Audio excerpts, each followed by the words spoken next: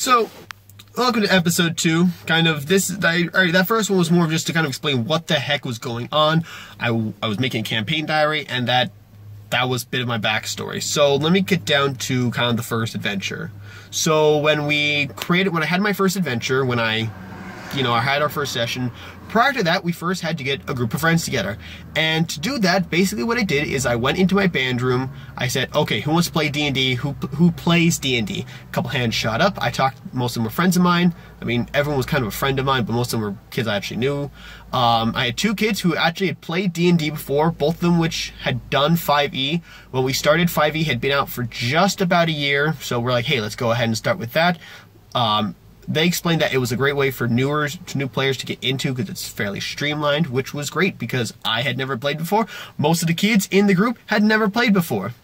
So I went up to a couple of kids who said, hey, sure, that sounds fun, let's play. And what I did was I sat them down with the player's handbook, which I went out and bought. And I said, all right, let's make a character for you. I ran them through a quick little simulation, kind of, I ran them through a little small social encounter where they had to, kind of get out of an awkward situation. In my case, they're in a bar, and this guy comes up and, he's drunk, but he's kind of trying to pick a fight with them. And I kind of want them to get through that little encounter. And there's a couple of different ways they could have done that. They could do a social encounter where they could try and convince him to stand down. I had one friend who she plays a half-orc fighter, and she's very intimidating, and she intimidated him down. He's like, oh, I'm sorry, I'll back off. And he sat down, and that was the end of the encounter. Boom, done. I had another friend who was just like, no, he's also a half-orc, but he's a barbarian. And he says, nope, I'm going to pick a fight with this guy. I'm going to go ahead and fight him. And he literally threw him through the wall of the bar. He was a strong character, and he rolled a nat 20 on his strength check to throw the guy at the wall.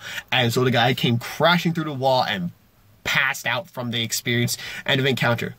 I had a third guy. He's a tiefling sorcerer, and what he did is he just said, okay, I'm going to smash he's like, I'm drinking a thing of ale. I'm going to smash the glass over his head. I'm going to jump over the bar. I had him roll an acrobatics check for that. And then I'm going to run in the back room. And he's like, is there another door? I was like, yeah, there's a door into kind of the kitchen. He's like, okay, I flip over the bar, I run into that door. And he's like, okay, what I say? I explain, you're okay. You find yourself in a kitchen. He's like, is there another door? I was like, yeah, there's a back door. He's like, okay, I run through the kitchen. Everyone's just gawking at you in awe as you run through. This random tiefling just shows up in their kitchen, bursts through, and it's like, okay. And so he runs through. And he had a fairly creative situation. He used this little spell he has, thaumaturgy, which allows him to create little sounds and noises and other things and to try and trick. And he hid successfully, and he made these noises to kind of distract and throw the guy off his trail. Well, and so he's like, okay, I'll run for it. And I had him run through the streets, and I had him kind of see the guy who was chasing after him at one point. It kind of creates some tension. And at one point, he's running down a street, and the guy comes and slams him out of nowhere. And this was to get him used to a combat, so I had him go into a combat encounter. And so he rolled initiative, and he fought the guy, and it was cool because he actually nearly died. The guy had a sword, nearly killed him. Except the sorcerer, he knew a blade ward, which gives him half damage to weapons, and so makes him take half damage from weapons. So that's what he did. He went ahead and used that, and he used this super powerful spell, Chromatic Orb, and basically blew the guy up.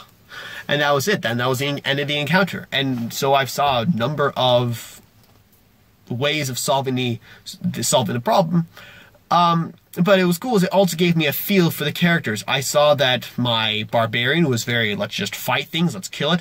I saw my fighter, my half-orc fighter, she was more, let's kind of still be all-powerful, but fighting isn't necessarily. I mean, I think she drew her sword or something like that. So she was clearly showing that she wasn't afraid to fight, but she was okay not fighting. She was still kind of overwhelming her foe. And then I saw my sorcerer, who was a lot more creative, and those things have shown. So I guess I'll give you a quick rundown of the party. So there was me, the Dungeon Master. Hi, Dragon Lord Jonark, Peter. My real name is Peter. I'll just go ahead and say that. We had Brayden, our half-orc barbarian. We had Sonia, the half-orc fighter. I had Danny, the tiefling sorcerer. We have Sam, the wood elf ranger. there was Sydney, she was a drow, which was a lot of fun. She really enjoyed playing that. She enjoyed playing a drow cleric, and I think she was a life cleric. And our last guy was Nathan, who was Sneaky, the human rogue, and best part was he was always drunk. That was one of his character traits, was he was always drunk all the time. Braden was also a lot of drunks, and I also had some fun. So that was our party of 6 guys, and it was a fairly balanced party. We had one magic user, we had our stealthy guy, our cleric was our healing person, and we had a lot of firepower. We had two half-orc we had a fighter and a barbarian. They were clearly, and we had a ranger, and while he wasn't as good at fighting, but yeah, so that was our party. So then the challenge came down to me, and again, being a new DM, I had to, figure out what's the adventure going to be like. So I sat there and I thought about it, and I kind of tried to come up with a situation, and so there were a lot of struggles that I worked through. The first one was, okay, how am I going to get the party all together? How am I going to convince these 6 characters really to join together and get into an adventure together? So when we all got together and we sat down at the table and we said, all right, we're going to play, I stood up and I kind of introduced them, had them all go over their characters, and then I said, all right, you find yourselves in a bar, and you all happen to be in a bar one day, and you're just drinking, and the rogue, he's passed out. He's so drunk, he's passed out on the ground, and that was a lot of fun. And a couple guards walk in, and what I had is I actually tried to do a bit of a plot contrivance, and I actually had the drow. I think I had the drow and my half-orc fighter, Sonia's character. I had them be framed, like they were wanted posters out for arson, for just basically burning a village down. And it was kind of, the idea was like, the characters would have to clear their name or something like that, and this fight would convince everybody to fight, and that didn't go as well as I thought. So the guards come into the tavern, they see Sydney, the drow cleric, and they see Sonia, the half-orc fighter, who have been framed, who have got wanted posters going after this, and they try to arrest them, and we enter a combat, and we go into initiative, and we fight, and I learned a lesson that early on, don't give these characters high armor classes. Both of the guards were supposed to be like kind of very armored up characters. They had like scale armor and shields, and so they had an AC of like 17, I think. I think one guy actually had like chainmail, so he had an AC of 18. And so that made it very hard. When you're a first level character and your strengths are like 2 or 3 and you've got a proficiency of 2, you've got to roll pretty high. You have to roll like a 13 or higher to hit them. And that wasn't easy, and I think that combat went for almost like an hour itself, and it was meant to only take like 20 minutes. There was 6 of them against 2 guards. I mean, and each guard only had like 10 hit points, so I mean 2 hits and he was out. It was just hard for them to hit. And they took so long, I was like, I was trying to be realistic. I was like, oh, 2 more guards, you guys managed to fight your way kind of out of the tavern door, and at one point that's what they'd have to do. They shove one of the guards out the door because it was so cramped inside the tavern that they couldn't really move around very well. So they had to shove the guy out the door. They come stumbling out and across 2 more guards who I also made the mistake of giving super high armor classes. So that was a mistake I made. But I look back and I'm okay with it, because for crying out loud, I'd never played D&D before, let alone DM'd before. So that was kind of an experience, and that was a lesson I learned was, you can give them our high armor classes, and yes, I'm adjusting the camera because I wasn't a huge fan of the angle, and I apologize for the finger. Because I'm trying to get more of my, chest, and I'm seeing a lot of my head, so I apologize for this real fast, so bear with me. Alright, I think I'm just going to have to call it there good. Alright, so, yeah, they fight their way out, and we learned that lesson, and then all the characters were like, okay, we're leaving. We're just going to kind of go our separate ways. And I'm sitting there like, no, you guys are supposed to team up. You're supposed to go fight. You're supposed to go clear your name. And they just were like, nah, we don't really care. And that was them, I think, trying to be giving me a hard time. That was especially coming from my drow cleric, Sydney. She was one of the characters who had played together, and I think as part of kind of a test for me, I think she gave me a bit of a hard time like, you know, trying to get the party together to kind of force me to do something good, to give them a reason to be invested in this adventure. And I kind of plot contrived, again, I had this, like, you know, random guy kind of appear and say, hey, you guys are from the posters. But I know you guys didn't do it, so why don't you guys, like, go find out who did this and go clear your names. Oh, by the way, there's, like, tracks, I hear they're, like, in the east or something like that. And, you know, later on, I'll spoiler alert, they find out that that guy was actually the leader of the bandits who had burned down the town and were committing the arson, the fire raiders, as I called them. He was the bad guy, and it was a plot contrivance, and it was just, and finally they're like, all right, sure, you know what, we'll do it. And yeah, so they went ahead and fought, and it was, I had them roll like a survival check, you know, do you guys, you know, find the prince, you follow them, and, you know, you track them across plains, and you come to a forest, and you reach the forest, but it's all black and charred, and the trees are burned down, and, you know, as you enter, you know, you hear a couple bandits, you know, and you see these walking massive fiery golem things and a couple skeleton dogs, and I had them enter, and they entered another combat, and that was something else that we had a problem with, was the fact that the whole adventure, especially that first session, was very combat oriented. I basically said, okay, you like start the adventure, you enter combat. Okay, you make a couple rolls to get to the next area where you have another initiative encounter. Okay, they beat that one. They did kill these magma trolls, as I called them, as well as, you know, like the two bandits who were leading them and like the one skeleton dog, which again, my half-orc fighter actually scared. She rolled a nat 20 on an intimidation, and the thing rolled like a 2, I think, on its wisdom save. And I just say, you know, the thing sees you, is so scared, it turns tails and runs. And that was kind of funny, and we joked about that, and that kind of lasted for about 3 weeks, where we kind of joked about the skeleton dog, where she would actually, with most of her enemies, would try and intimidate them again, hoping for another nat 20 so she could just scare them away. And that was a lot of fun.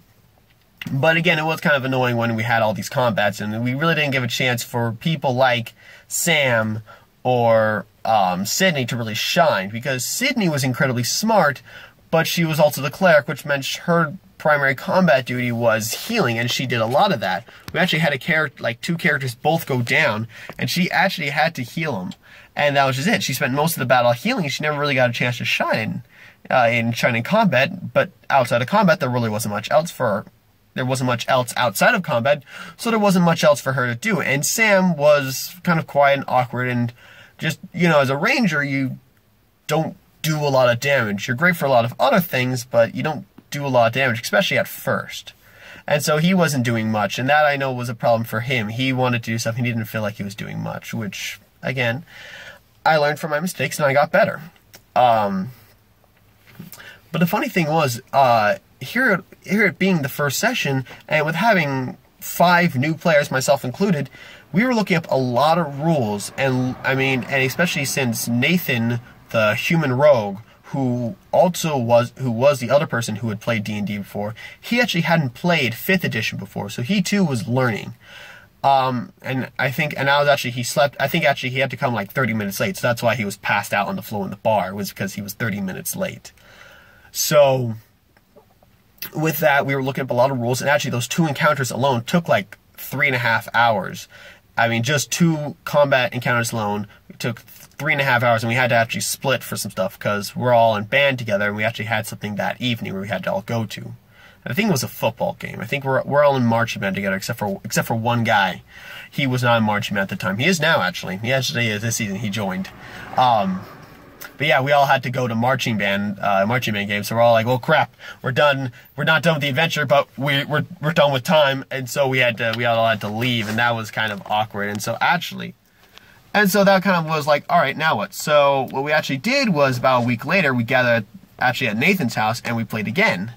And this time they follow the tracks back to the bandits' hideout, and they fight the bandits, and you know, it was kind of cool, and I had a lot of fun as they had to, like, you know, as they find them, they're in this cavern, they're in this kind of cave system, and I had them, like, you know, they had to deal with lighting, had to deal with, like, you know, coming around sorry, getting a message. They had to deal with, like, you know, coming around corners and trying to sneak up on their guys, and, you know, rolling lots of stealth checks. The enemies rolling some perception checks, and they fought some more of these magma troll things. And that actually went pretty well. And I want to take a moment at this point to talk about my combat. At the beginning, when I first got into D&D, like here this time where I actually got started, one of the things I thought you had to have was a map, and that's why part of why I was so combat centric was you had to have a map so these characters could move around. Now, a lot of my inspiration came from the Node D&D series called The Wild. I'll try and put a link in the description below. I really enjoy their work previously, and when I saw they did D&D, I was like, oh, this is so cool, I should get back into it. But that's just it. If you watch them, you see that they have a map almost the entire time, and so even when they're not in combat, they were still running around map. And so I created this map, and what I did at first was I had just got graph paper.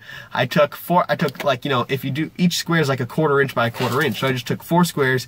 They were 4 by 4 squares. I just drew out in Sharpie. And the night before our first session, it was like a Thursday night I was doing this. I was up till like 1 in the morning. I spent 2 hours just making these little, like, I was just drawing these little 4 by 4s all over these, like, 10 pieces of graph paper, so I could, like, when we got play, I would just lay them out on the table, and I would kind of, you know, put stuff down, and I was like, okay, what do I do for buildings? Well, I had this great idea. I have Legos, and I won't say a ton of Legos, but I had a good chunk of Legos, and so what I did was I just built these little, like, little thin walls that were like outlines and showed the buildings and stuff like that, and I would place those on the map, and I built them so they would kind of go in line with the 4 by 4 grid, so it was still the 1 inch by 1 inch grid, and actually worked well. As for minis, I didn't have minis. Fortunately, Nathan had played before, and he had some minis. So actually, when we found out, when he decided that yes, I was going to be the DM, what he did is he dropped off a ton of his old D&D stuff. He had a bunch of minis. He had some, like, you know, maps and stuff like that, which I kind of wish I'd used more now, but I'm okay with it. I also kind of like the idea of making my own stuff, as it kind of was an exercise for me, as well as also kind of a chance to learn. And so they had minis, but yeah, and so that was also part of it. So that was why they fought magma trolls. That was where the idea of fire raiders came from, was I had magma trolls. I had these little, like, fiery golem things. They might have actually been like fire giants or something like that, but I was like, hey, that'd be kind of cool for them to fight, and they were big, and they looked kind of tough, and so I was like, okay, magma trolls, okay, fire bandits, kind of arsonists, okay, and that's what I ran with, and that's how I kind of created this idea of the fire bandits. And so that's what I did, and it worked. And I think the players liked them. They enjoyed kind of fighting these big, burly magma trolls. And I had like only three minis, and so they only fought like 2 magma trolls at a time, I think. And actually, I mean, and because they saw, like, you know, these same minis again and again over the course of like the 3 different encounters, you know, the first time in the charred forest, the second time, and kind of a third time in the cave system, they fought a couple different magma trolls, and they started naming them Mike and Troy, I think it was, or something like that, or Bob. I think it was Bob, Mike, and Troy were the 3 different little minis. And so, you know, they'd kill a couple, they'd kill, and they'd move on, they'd find another set of magma trolls, be like, oh, it's Bob and Troy, or later on it was like, oh, it's Troy and Mike, and they loved that, I think, which was kind of worked out. It's nice. But once again, they got into the cave system, and they actually didn't finish. They made progress. They got into the cave system. They cleared out most of the cave system, but they had 1 room left, and that was where the leader was, and that was where kind of his office was, and this is where I think my group shined. And this is where I learned a lot of lessons, is that not everything has to be combat. You can create solutions that don't require combat. Is what they did, is they said, rather than, you know, breaking down I was expecting them to break down the door and come charging in and just kill him. Where I think what they did is they actually had I had a tiefling. Now, he decided he was going to play a female tiefling. And as a sorcerer, he had a high charisma. I think he had a +4 charisma. And so what they decided to do is he was going to go in, and he was going to try and seduce the leader of the bandits. And while he was, like, you know, distracted, that's when they would sneak in, like, 1 at a time or something like that, and come up and kill him. Well, as you know, tieflings are like purple, kind of this red purple skin, and have horns sticking out of their heads. They're half demons. They're not exactly what most people are into, unless you're into some weird stuff, in which case I don't want to know, end of conversation. But they were like, no, this is how we're gonna do it. I'm like, all right, that's how you're gonna do it. So he rolls in. He rolls some pretty good, like, you know, persuasion and stuff like that. You know, the guy was kind of distracted. Well, then our human rogue Nathan, Sneaky as we called him, I think he played his character, I think, very well. He was still drunk. And so what he did is he's like, you know what? I say we Molotov cocktail this guy. Now, one of his character kind of, you know, little quirks is he always had a bottle of alcohol on him. I think it was like beer or ale or something like that, but it was still, you know, a burning substance. Something that the idea was it was fairly high in alcohol content, so it would burn. And so what he is, he took his shirt off, you know, in game. His character took his shirt off, stuffed it into the bottle. They had, like, one of the characters has a cantrip, Sacred Flame, that allows it to just create a small fireball. He ignites it and he throws it in. Now they decided this was a good idea because, you know, he's a human. They knew the guy was a human, so they're like, all right. But the tiefling also is resistant to fire damage. So, no, he's not going to take that much fire damage, and I think he gets, like, advantage against deck saves against fire damage or something like that. There's something where, like, you know what, this guy will be fine. So sure enough, they throw the cocktail in, it explodes all over the floor, the guy starts taking damage, they all charge in, they're careful to run around the fire, and they start attacking this guy. And I think they killed him, I think they wounded him pretty badly. Well, there was just one problem. What they didn't realize was that kind of off a little side chamber of the guy's office was this little summoning chamber where they were summoning a baby dragon. They had a little dragon egg, and again, this was because I had like a little black dragon mini, and so they're like, there's a guy, and, you know, and my fighter Sonya, she comes running over, she kills him, but not before he's able to utter the last syllable of the spell with his dying breath. And the black dragon comes out, and it's hostile, and when that thing comes in, oh my gosh, those guys nearly died. Funny thing was, I mean, I should mention that we did not have Brayden for this second little session. The first session with the bar and the charge force, everyone was there. All 6 players were there. That was great. That second session at Nathan's house where we had the cave system, Brayden hadn't been able to make it for reasons. I can't remember. He wasn't able to make it, so they didn't have one of their main sources of damage. And so, without that dragon just started laying waste to them. When it was just, I think I named the leader Crixorex or something like that. When Crixorex is the only one, they were wrecking him. He had a high armor class, he had an awesome sword, he had lots of health, he was a pretty good boss. But then the dragon shows up, and between the two of them, the party nearly died. Like, I think all but 2 players managed to not die. Managed to not get knocked unconscious, I should say. So they managed to get the rest of the party out of the room or something like that. Okay, maybe I think only 2 went unconscious. Yeah, 2 went unconscious, and our thing goes, yeah, I think it was like my cleric and my cleric and the fighter. And so I think all we had left was the seductress sorcerer, my ranger, and my rogue. And so they grab the bodies, they throw them over shores, they run out the room. And actually, this was, again, very clever thinking, and this is where we see Sam really shine, is they run out the room, and he bars the door, he closes the door, and he shoves his quarterstaff in there. I mean, it's a small little narrow passage that kind of the door's in, you know, to kind of create a bottleneck, and he shoves his quarterstaff in there. He rolls a really high strength check, so the thing was stuck.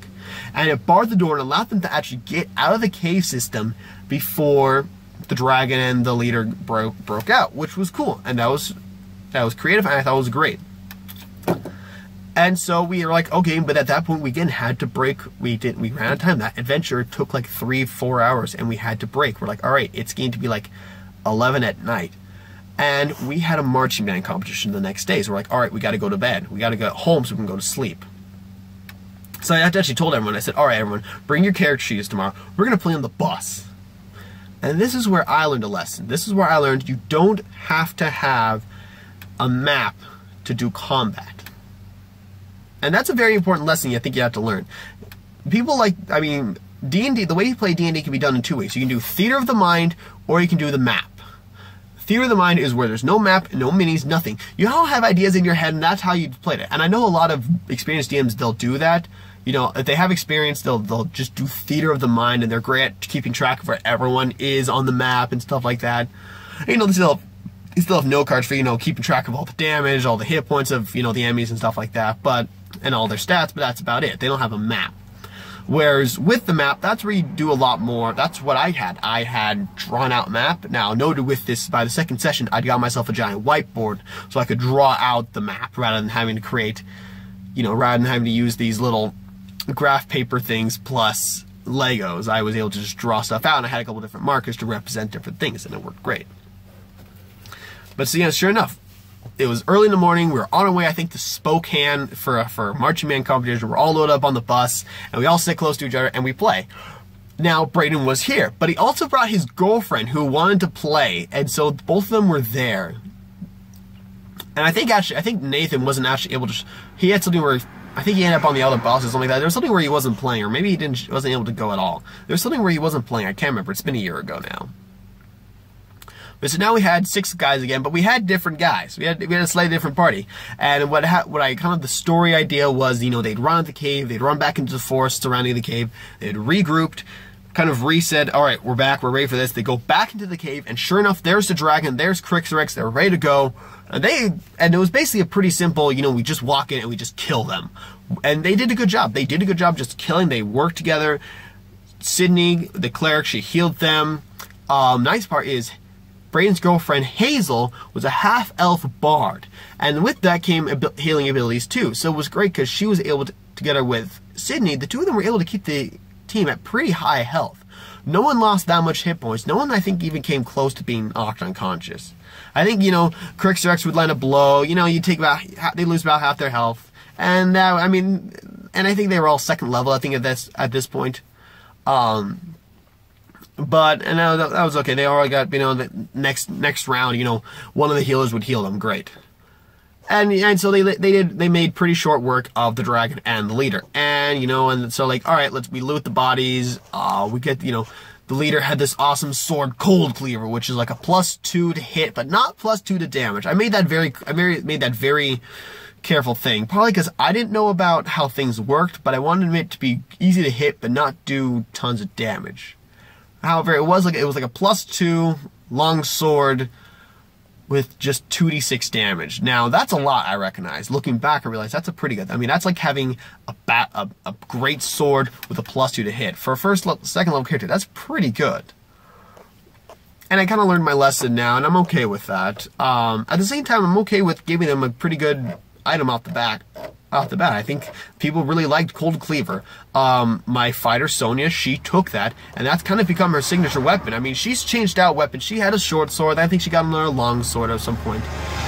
She's had some other weapons, but she's always used Cold Cleaver. And that's in part because her fighter was kind of the dual-wieldy character. She was always fighting with short swords.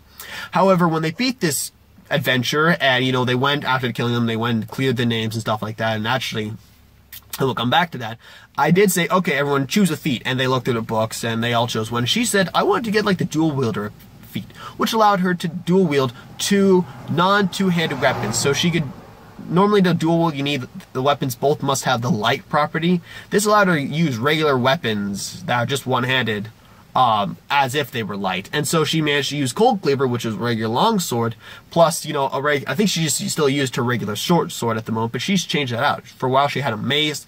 She's used another long sword. I can't remember what she's got at the moment. She's got something else that's even better now. But that's just it. She used that. But she's always kept Cold Cleaver from the beginning. And I think she's really appreciated that.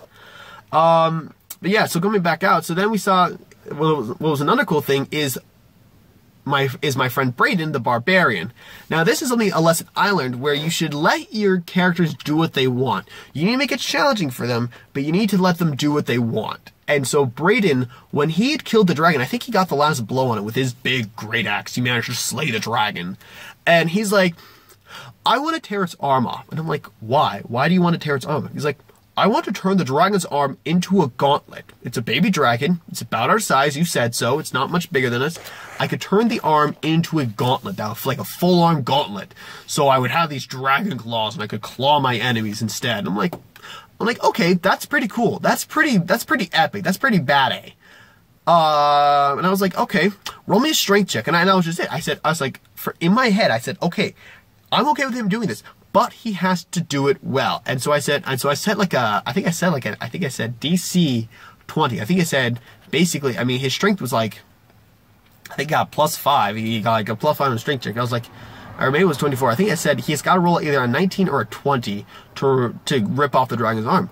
And sure enough, he rolled a nat 20. And I'm like, all right, you rip off the dragon's arm. And so, yeah, it was this dragon's arm, and he later on had to take it to a blacksmith, who, after, like, you know, a month, managed to clean it out, kind of stuff it and stuff like that, and, you know, turn it into his gauntlet. So now he runs around with the dragon arm gauntlet, the black dragon arm gauntlet. That gives him, like, a +1 to intimidation or something like that. I had to give him some kind of ability. It was a cool thing. And so I guess to wrap up the story aspect and wrap up kind of this end of this campaign diary, so upon, you know, killing the fire bandits, upon killing this black dragon, they returned to the city where they were kind of first at, which I later told them was the city of Renavas. That's the capital of the region. The political landscape is basically there's all little regions, which are like countries. There's no king over any of them. There's just different little countries. And each one has a lord, has a regional lord. And they went up to their regional lord, Bartholomew Fitzherbert. This was Sonia's idea. I didn't have a name for him. I admit I didn't have many ideas for names and stuff like that. I was like, they're going to do this adventure. That's it, period. I'm like, okay, I need a name. And she's like, Bartholomew Fitzherbert. Okay. Bartholomew Fitzherbert, regional lord. And we're like, all right, so we ran with it. So we went to Bartholomew Fitzherbert. I know, it's a tongue twister. And he's like, well, congratulations. We'll clear you guys of your name. You know, Sydney and Sonia, the drow cleric and the half-orc fighter. And, oh, by the way, you guys can join my private militia here. Have badges. You're not part of it. Like, no questions asked. Like, I'm not even asking. You guys are. And that was kind of something, a plot device I come up with to, like, you know, now they're part of this militia. Now he'll send them on missions and stuff like that. And I wanted to create like a framing device, a reason why they would have future adventures and why they would stick together. I mean, after this adventure, the team was pretty coalesced. They coalesced pretty well, and they were like, all right, we'll stick together. We're cool with that. And then they got this private militia thing. They're like, hey, this is pretty cool. As long as we get perks. And he's like, yeah, sure, I'll pay you guys.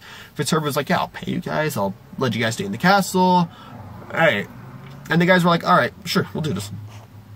And while it was a little plot contrived, I think the characters liked it, and I think it worked well. And so those first 3 little sessions, you know, at my place, you know, for the bar in the Charred Forest, at Nathan's house for the cave system, and on the bus where we had this final dragon fight, I learned a lot of lessons, and I learned, you know, stuff like you don't need a map, you need to let players do what you want, you need to I learned that I need to be better at my writing. I need to be less plot contrived, and I did get better. It took a while, and even here a year later, I'm still working on being less plot contrived, and it's hard to get motivations. What's going to motivate the players? And that's why I did kind of the militia thing. Was I knew that was going to motivate most of the characters was money. Money makes the world go round. And so that was kind of the beginning of the Fitzherbert Chronicles, if you will. Hey, look, that's the title of this. That's the title of this campaign series, the Fitzherbert Chronicles. Oh, okay, that's cool. Yeah. So that's our first campaign diary. Hope you guys enjoyed it. Thank you guys for dealing with me for 30 minutes. 30 minutes just to tell you one story. Yeah. I really enjoyed this. Actually, I really like talking. I hope you guys didn't mind too much the fact that it was kind of very just blah, blah, blah, blah, blah, blah, blah. And I hope it wasn't too scattered. Comments below, please tell me what you thought. Give me advice. I am open to criticism. I'm an actor, so I'm used to getting tons and tons and tons of criticism, both positive and negative. So yeah. So once again, thank you guys so much. See you next time.